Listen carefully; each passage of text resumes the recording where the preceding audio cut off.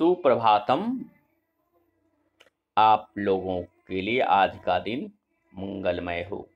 कक्षा नवम, विषय संस्कृत, पाठ स्वर संधि के अंतर्गत गुण संधि, तिथि 5/5/2020, दिन मंगलवार। मैं आचार्य सत्यप्रकाश झा आज आप लोगों के सामने गुण संधि के बारे में बताएंगे। और गुण संधि जिस तरह इनका नाम है गुण, उसी के अनुरूप इनमें भी, इनके शब्द और वर्ण में भी गुण होता है। तो कहता है गुण संधि की परिभाषा। तो यहाँ गुण संधि की कितनी, देखिए संस्कृत में कितनी छोटे शब्द में परिभाषा है। यदि हम इस शब्द को भी लिख देते हैं तो गुण संधि की परिभाषा हो गया। तो आद गुण कहता है अवर्ण से परे, अर्थात अवर्ण से अलग होने पर स्वर जो है पूर्व और पर के स्थान पर, अर्थात पहले और बाद के स्थान पर गुण रूप एक आदेश हो जाता है। अर्थात उनके गुण का जो रूप है वह उनका एक आदेश हो जाता है। तो वह क्या कहलाता है? गुण संधि। अब कहने का आशय यह है जो अवर्ण से अलग स्वर होने पर पहले और बाद के स्थान पर जितने भी गुण रूप होंगे वह एक आदेश हो जाता है। जैसे यहाँ नियम दिया गया है जो आ प्लस हर्ष ई दीर्घ ई बराबर ए। उसी तरह आ प्लस हर्ष उ ऑब्लिक दीर्घ उ बराबर ओ, आ प्लस री बराबर अल, आ प्लस री बराबर अल। इसी तरह मैं यहाँ आपको बनाने का नियम भी दिखा रहा हूँ। जैसे है बनाने का नियम उपेंद्र।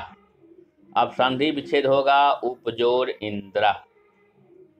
तब उप अ है और इधर ई है, तो उप जोड़ अ जोड़ इंद्र। तो यहाँ अ जोड़ ई क्या आदेश हुआ? ए। तो उप ए इंद्र बराबर उपेंद्र। अब आप समझ गए होंगे यहाँ जो हमें तोड़ करके बनाने का नियम बताया हूँ। अब सूर्योदय देखिए, सूर्य जोड़ उदय, सूर्योदय संधि विच्छेद हुआ। अब सूर्य है अ है प्लस उदय। अब अ प्लस उ बराबर क्या आदेश होता है? तो ओ। तो सूर्य उदय बराबर सूर्योदय। अब ग्रीष्म तुह है, तो ग्रीष्म जो ऋतु, तो ग्रीष्म अ जो री जो तुह। अब यहाँ क्या है? अ जो री का आदेश क्या होता है? तो अर। तो ग्रीष्म अर तुह बराबर ग्रीष्म तुह बराबर ग्रीष्म तुह। अब है तबलकार, तब जोड़ लिकारह। तो तब जोड़ लिकारह। अब आगे क्या है? तब अ जोड़ ली जोड़ कारह। तो अ जोड़ लिरी का आदेश क्या होता है? अल। तो तब जोड़ अल कारह तबल कारह। इस तरह जो है इनके बनाने कई रूप को सिद्धि हम करते हैं। तो यह जो है गुण संधि। अब देखिए अ प्लस उ के स्थान पर इनका गुण जो है वह उ आ गया। अ जो री के स्थान पर अर आ गया। अ जो ई के स्थान पर ए आदेश हो जाता है और अ जो लिरी के स्थान पर अल आदेश हो जाता है। तो यहाँ आप देखें, नियम भी देखें और उनके बनाने का नियम भी हम बता दिए। अब देखिए, अब इनके कुछ और अन्य उदाहरण है जो आप लोगों के लिए बहुत ही उपयोगी है।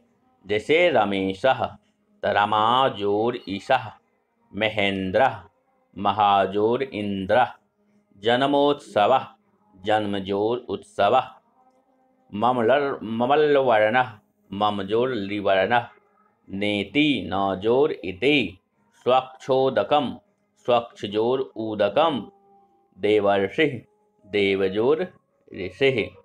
अब यहाँ आप लोगों को अपने स्तर से,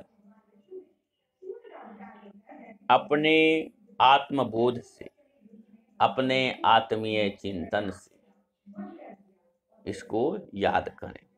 अब इसी के अंतर्गत गृह कार्य है जो गुण संधि को लिखे तथा याद करें। दूसरा है गुण संधि से 50 शब्द बनाएं। आप अपने गृह कार्य की कॉपी में गुण संधि को लिखेंगे, उसको याद करेंगे तथा उनसे बनने वाले 50 कम से कम 50 शब्द लिखेंगे। और यह जो संधि है यह आपको जीवन पर्यंत काम देगा।